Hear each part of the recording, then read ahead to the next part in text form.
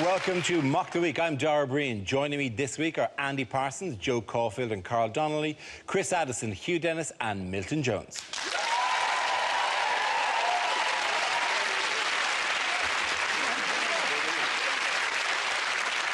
We start with a round called Headliners. Here's a picture of the Prime Minister, the American President and the Chancellor of Germany. Well, what does CIDW stand for? Is it in fact all they've achieved at the G20? Checked in, drank wine.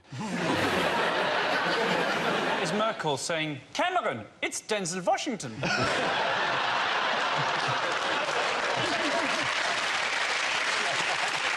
She presumably is suggesting an answer to the crisis, isn't she? She's saying, call in Darth Vader. Or she's saying, careful, I declare war. Is it in fact Cameron interrupts Dirty Weekend? Is it Cameron introduces drunk woman? Because she does look a bit. She looks leery anyway. Well, I reckon it's Merkel's going to the vending machine to get some snacks, so she's checking the order. She's going, is it crunchy, ice cream, Diet Coke, what's it? Is it David Cameron saying, children, damn, where?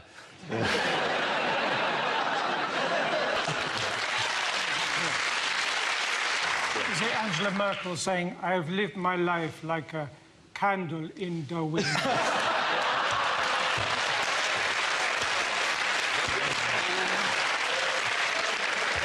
I've heard a lot of bad things about Men in Black 3, but it looks pretty good now they've cast Angela Lansbury in it.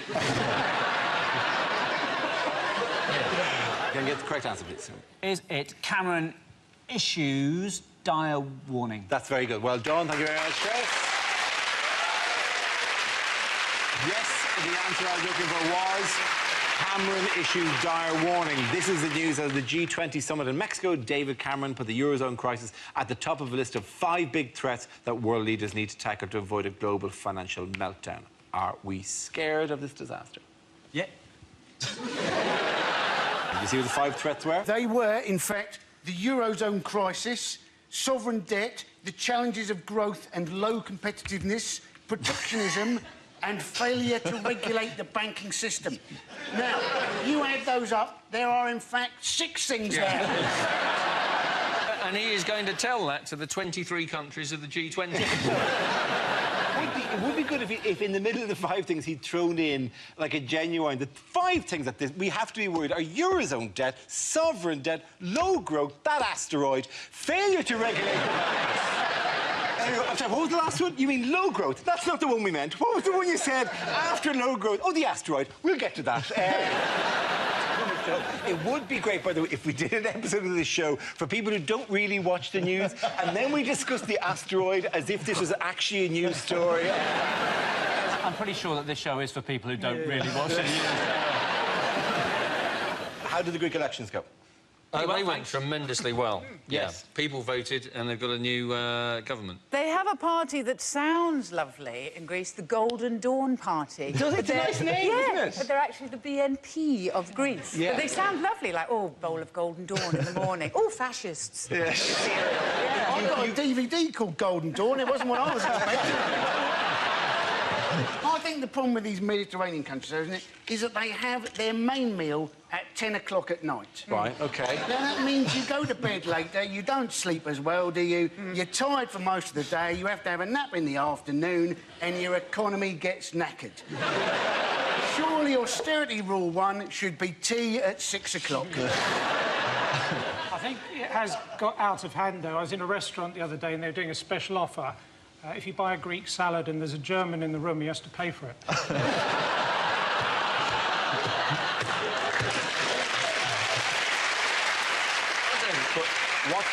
What did the Greeks vote for? Do you know what they voted for? It was a vote on, really, effectively, on whether they should stay within the Eurozone. Essentially, yes. I think we should stop calling it the Eurozone, because if we continue to call them the Eurozone, they can call us Poundland.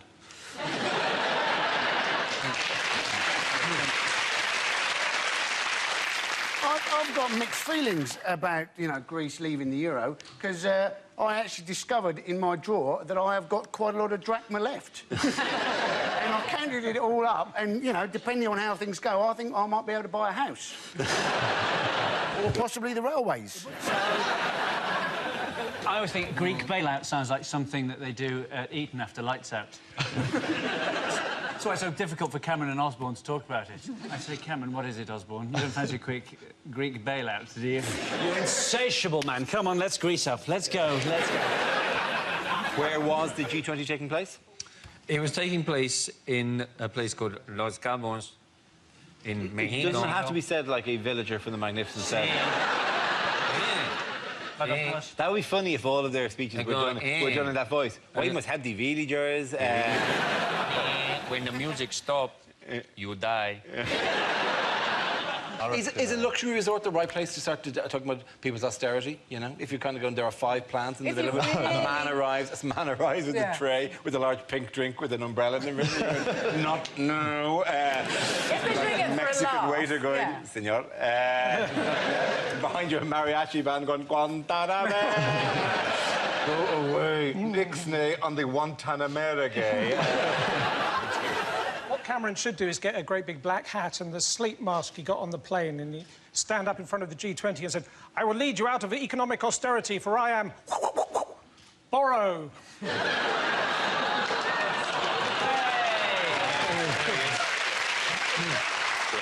I love the G20, because when you get a bunch of national leaders in a room together, you realise that however hard you can fight against it, they are just a bunch of stereotypes. You've got Angela Merkel, a butch German woman who looks like a shot putter. You've got Francois Hollande, a Frenchman who left his wife for a younger model. You've got Cameron, a posh Etonian. You've got Putin, a KGB-trained psychopath. You've got Obama, a cool black dude. So the G20's been written by the writers of Hello, Hello. What did Labour leader Ed Miliband label David Cameron this week? He labelled him a tainted leader. He did. A tainted Prime Minister, which was a very early song by Soft Cell. Yes, he did. Because of what? Because of... Well, because he's too close to the rich and powerful. Yes, he is. This is all based on the fact that he got a text from Rebecca Brooks saying that, you know, they were all in it together. Yes, you can. Yes, it was. The other part that was kind of creepy about it was the bit at the start, which was, let's discuss this over country supper too. It sounds like a really horrible euphemism. It does, yeah. You can say to your mates, I went out last night, ended up back at a girl's place, she gave me a country supper. I only went looking for a Greek bailout. It was impressive, I thought, as a technique. If you're going to go, the big thing that most of the politicians have done now is they have been forgetful at the Leveson inquiry, and they've gone, I'm afraid I can't recall that. Did that happen? I have no recollection of such a thing occurring. The genius of Cameron to establish himself as forgetful in the week of the Leveson inquiry by leaving his daughter behind in a pub. Genius. Absolutely. By the way, what has Ed Miliband admitted recently? That he is related to David Miliband. Yeah. Ending speculation. Yeah. That he looks like Wallace. From Wallace and Gromit, which is why... Which is when he said of David Cameron, as part of the tainted Prime Minister speech, he said he doesn't live in the real world. And you thought, Ed doesn't. He lives with a plasticine dog. Actually, I had a long conversation with Ed Miliband about whether he looked like Wallace or not. It would have been shorter, but about once every 12th of a second, an assistant had to move his arm just a little bit. But he does... The Tories have been going on at him for ages about the fact that he looks like Wallace, but they've got absolutely no room to talk about this stuff. Cameron looks like Iggle Piggle. Michael Gove looks like Pob. Eric Pickles looks like a Sontaran from Doctor Who. Theresa May looks like Roy Hodgson in drag. Jeremy Hunt looks like Seb Coe with a wasting disease. And if you get Ian Duncan Smith and William Hague together, they look like Yoda's bollocks.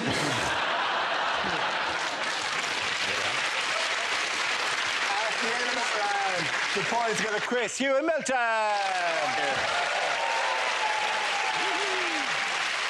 Our next one is called Newsreel. We play in a recent piece of footage featuring people in the news and ask Hugh to suggest what might be being said. This week's clip features David Cameron and Barack Obama. Hi, Barack Obama. Vote for me in November. Don't vote for Mitt. His name sounds like an oven glove. So, say, David, you like to shoot hoops? Yes, well, actually, I'm just fearfully posh. I like to shoot almost everything. riding, really. I've got an ex-police horse I can borrow.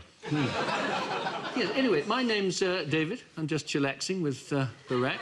Yes. We've got a special relationship. Not in that way, of course. No, the Church of England would go mad. No, You'll have to forget David. He's never been to a ball game before. He doesn't know the rules. Yep. Well, I like netball. In fact, I prefer football. Yes. Hey, you! You better shut your mouth. Yeah? Shut your mouth. That's what I say. Shut your mouth. I'm sorry if I... You better tell your limey friend to shut his mouth. I'm going to shut it for him. You can take that Beckham with him. Yeah. OK, he says, would you shut the fuck up? Oh, he's serious, is he? I see.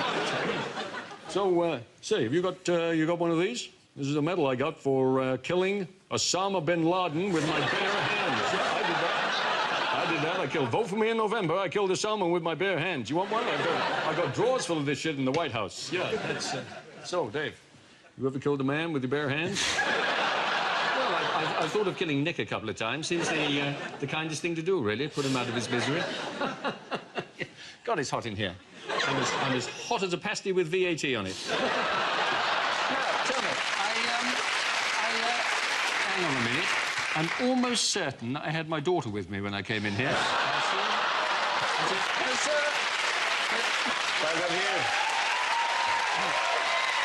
Now we play a round called Happy Birthday, Paul McCartney. This game involved Joe, Milton and Carl. So if you could make your way to the performance area, please. This round is a stand-up challenge. I launch a wheel of news, and wherever it chooses to stop, one of our performers must step forward and talk about that subject. The winner is whoever I think is the funniest, OK? Here we go. Let's spin the wheel.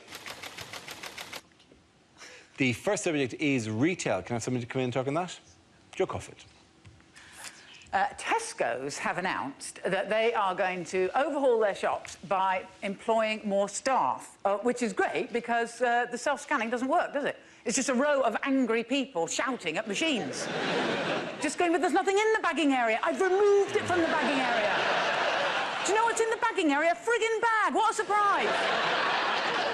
And also, I have to say, though, sometimes a person isn't better, right? I was at Tesco's at the checkout with a person at the checkout, and just by mistake, instead of the Tesco club card, I handed over my Sainsbury's Nectar card. The woman at the checkout in Tesco's, no word of a lie, she looked at the Sainsbury's card, she put it down, she then looked at her own badge. As if to go, maybe she's right, maybe I do work in Sainsbury's. So the shopping came to £3.76, so I gave her £5 and a penny and then stood back and watched her head explode.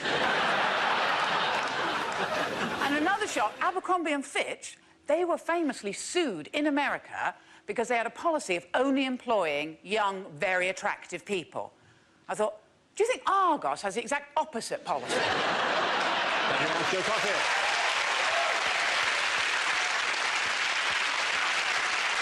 OK, let's spin the wheel again. The subject is health. Who wants to come in that? Carl. Right. I suffer from recurring stomach problems, which sometimes lead me into quite embarrassing situations. One happened when, about 2 years ago, I went to see Alicia Keys live in concert at the O2 Arena. That's not the embarrassing bit.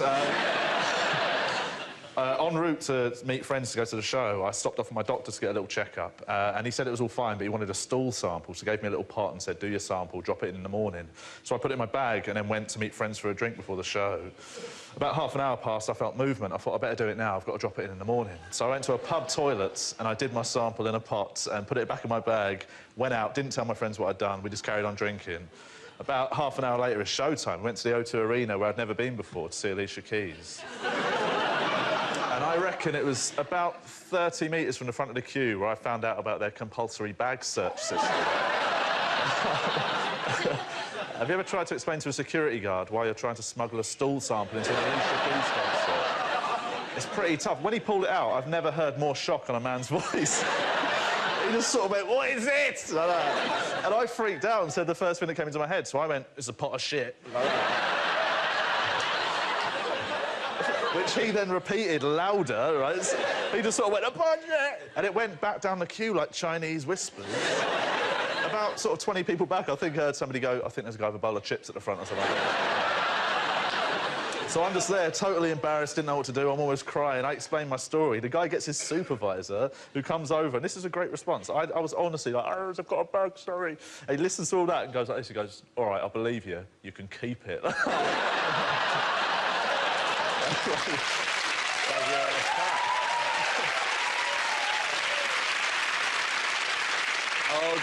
that leaves us with Milton. Let's see what you've been left with. Let's spin the wheel. The subject is relatives.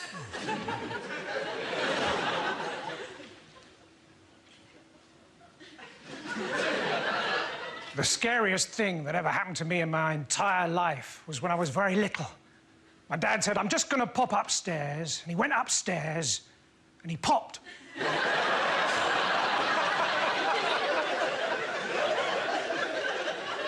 I didn't speak to my dad. Well, he was a bus driver. You're not allowed to.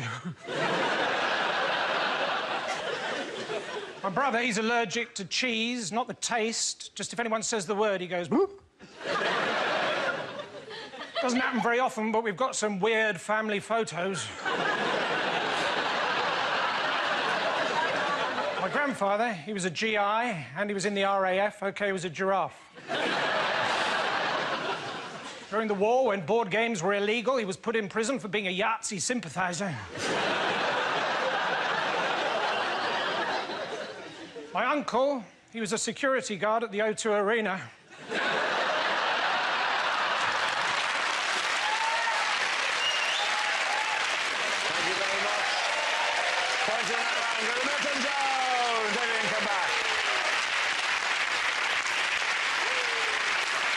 Next round is called This Is the Answer, What is the Question? On the board are 6 categories. Carl, which category would you like? Sports, please. OK, grand. Sport it is. The answer is chickens, nurses and rain. What is the question? Is it, what does Heston Blumenthal put in a trifle? Is it name 3 things?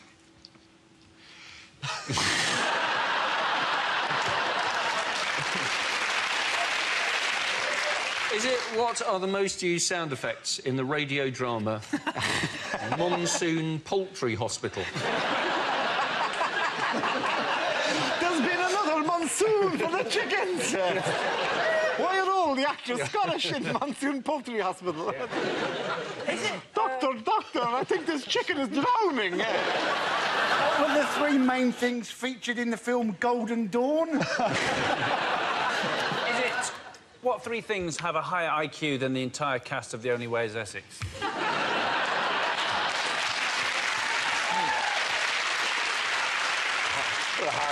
little harsh on the nurses, that. Is it all the things that my gran says are stealing her money when I go and visit her in the car?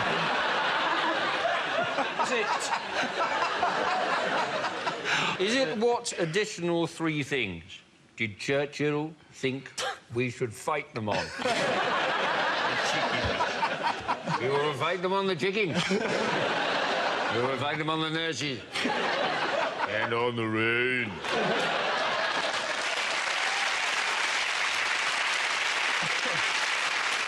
Is it what Greece are planning to use as currency when they leave the euro? OK, what's the correct answer? Name 3 things you won't find in a chicken nugget. Yeah. OK, correct. Is it what are the opening stage directions in the television drama Monsoon Poultry Hospital? Chickens, nurses, rain, a man walks through the fog. Well, this is the hospital I'm working in now, is it? What was the name of Foghorn Leghorn's controversial early career porn film? I'm sorry, I want to do more chicken hospital. Clear bark! We've lost him. We've lost him. That's finishing off the chicken at the end of it. Doctor, get me the beaster. Will we please? We're just amusing ourselves now. It's the what 3 things are going to feature in the Olympic opening ceremony. Thank you very much, Hugh Dennis. That's absolutely right. Very good.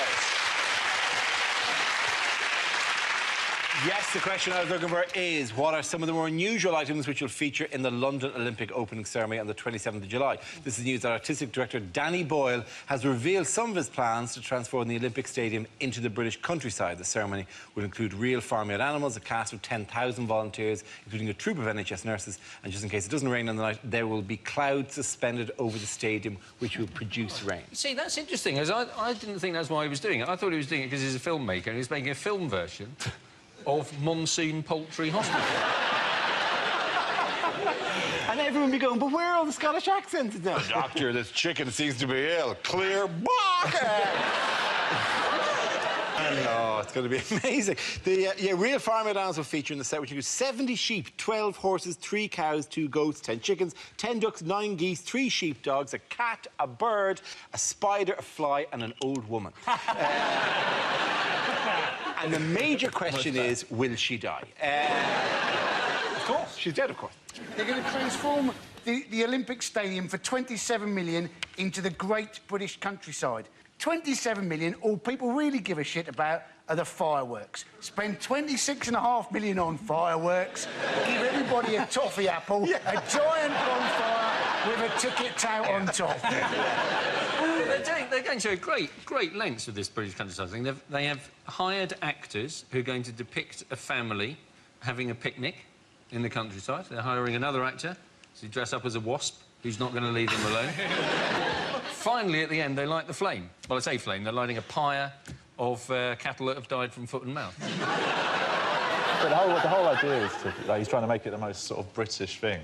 But I reckon the funniest thing you could do, the most British thing you could do is have it cancelled on the day and have an opening ceremony replacement service.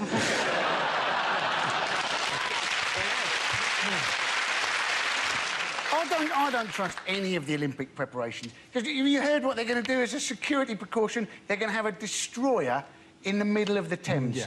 How do they think Al-Qaeda are going to attack? Some sort of armada coming up the river, and then they across the stadium. They won't be expecting this, Muammar. They won't be ready for this.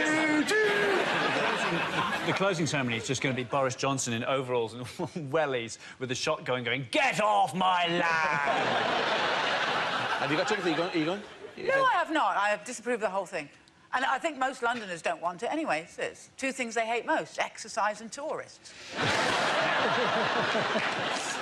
There's a huge investigation now. The IOC are investigating corruption. Yes. In touting. The IOC investigating corruption is like FIFA investigating corruption. But they've always been corrupt. It's like my grandfather, he won the limbo dancing competition years ago in the Olympics. But they wouldn't give him a medal. They said he just came last in the high jump. At the end of that round, the points go to Chris, Hugh and Milton. Now we come to scenes we'd like to see. So if everyone could make their way over to the performance area, please. I'll read out this week's topics and then we'll see what our panellists can come up with. OK, here we go. The first subject is unlikely things to hear at Euro 2012.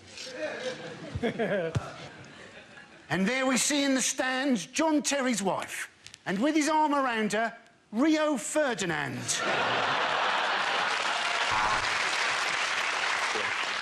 Well, this French team has 3 strikers. Luckily, the other 8 have agreed to play.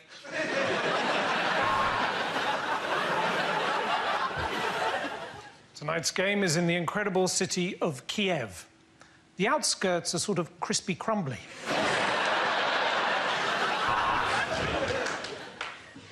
And Holland are 2 down. Yes, I've finished the crossword.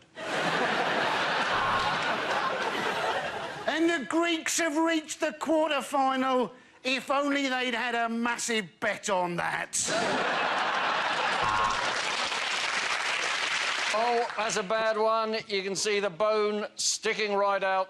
These Ukrainian meat pies really are awful. And now over to Mark Lawrenson, who has something really interesting to say. Well, I've never seen that on a pitch before. It seems the referee really is a wanker.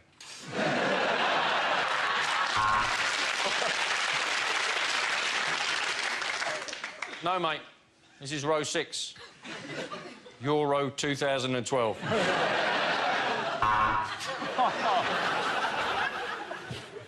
Here in Ukraine, we launch campaign. Kick football out of racism.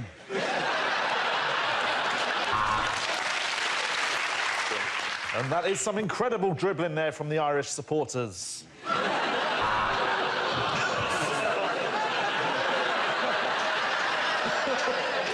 Sorry. And things are about to turn ugly as we go back to the studio to Adrian Childs.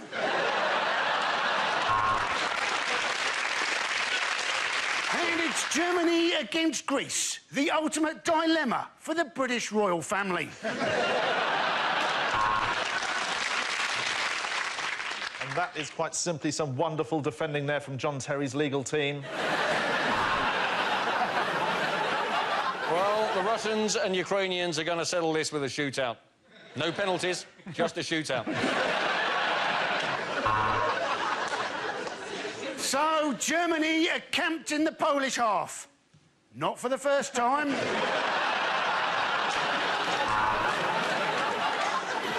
And Rooney's trying to get round the keeper, but his keeper's not letting him out of his cage. OK, the next topic is things you wouldn't hear on a political discussion show. Sorry, did I interrupt you?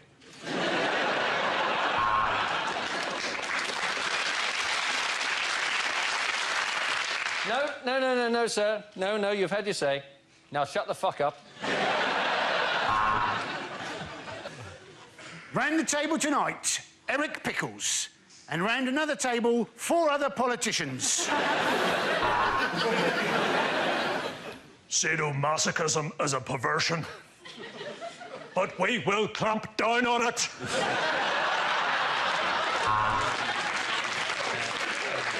And tonight we'll be discussing Greece. First question, who'd win in a fight, Danny Zuko or Kaniki?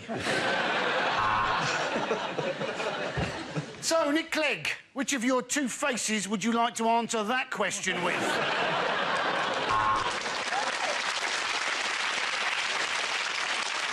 Yes, I agree. Britain's performance in the second quarter has not been all we hoped for. But there is a reason for that. This is a tough job, and I am shit at it.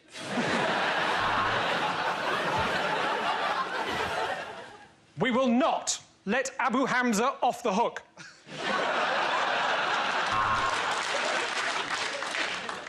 Well, Mr Dimbleby, my question is, if I were a beleaguered European economy, how would you stimulate my growth? And that goes to contestant number 3.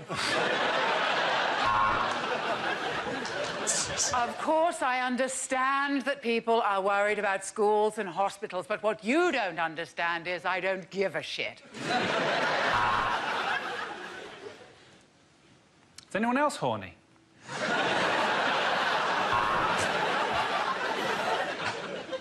And now we're going to head over and see what the polls are telling us. Hello!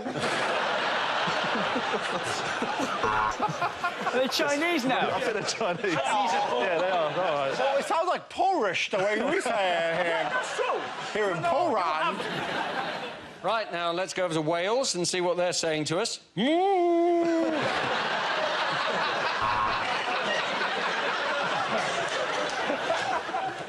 And so we have a question here for the Prime Minister from Nancy Cameron, aged 8. And it's, when are you going to pick me up, Daddy? At the end of that round, the points go to Carl, Joe and Andy.